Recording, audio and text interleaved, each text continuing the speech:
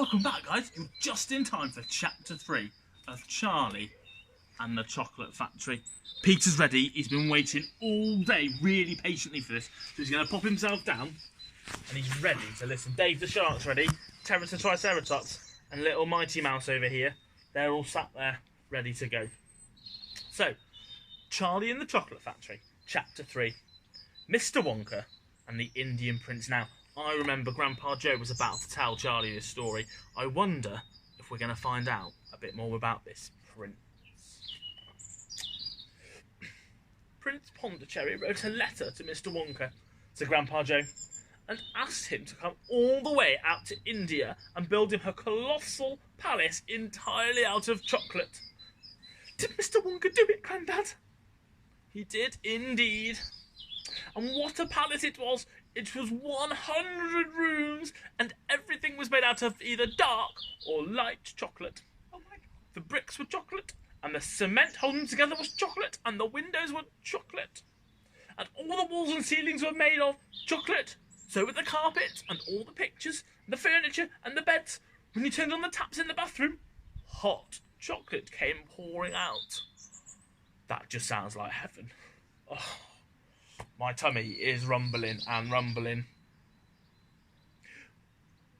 When it was all finished, Mr. Wonka said to Prince Pondicherry, I warn you, though, it won't last very long, so you'd better start eating it right away.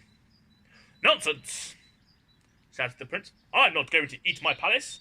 I'm not even going to nibble the staircase or lick the walls. I'm just going to live in it.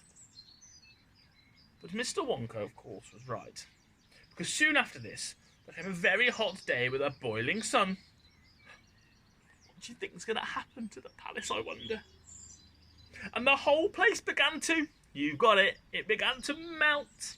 And then it sank slowly to the ground, and the crazy prince was dozing in the living room at the time, woke up to find himself swimming around in a huge brown sticky lake of chocolate. Little Charlie sat very still on the edge of the bed, staring at his grandfather. Charlie's face was bright and his eyes were stretched so wide you could see all the whites around. Is this really true? He asked. Are you pulling my leg, Grandad? It's true, cried all the four old people at once. Of course it's true. Ask anyone you like. They're getting a bit on the rate. And I'll tell you something else that's true, said Grandpa Joe, and now he leaned closer to Charlie and lowered his voice to a soft, secret whisper. Nobody ever comes out. Out of where? Asked Charlie. And nobody ever goes in. In where? Cried Charlie. Wonka's factory, of course! Grandpa, what do you mean? I mean workers, Charlie. Workers? All factories, said Grandpa Joe, have workers streaming in and out of the gates in the mornings and evenings. Except Wonka's. Have you ever seen a single person go into that place? All coming out? Little Charlie slowly looked at each of the four old faces, one after the other, and they all looked back at him. There was no sign of joking or leg pulling on any of them. Well, have you? I really don't know, Grandpa, Charlie stammered. Whenever I walk past the factory, the gates seem to be closed. Exactly, said Grandpa Joe. But there must be people working there. Not people, Charlie. Not ordinary people, anyway. Then who? Then who? Cried Charlie. Aha! That's it, you see.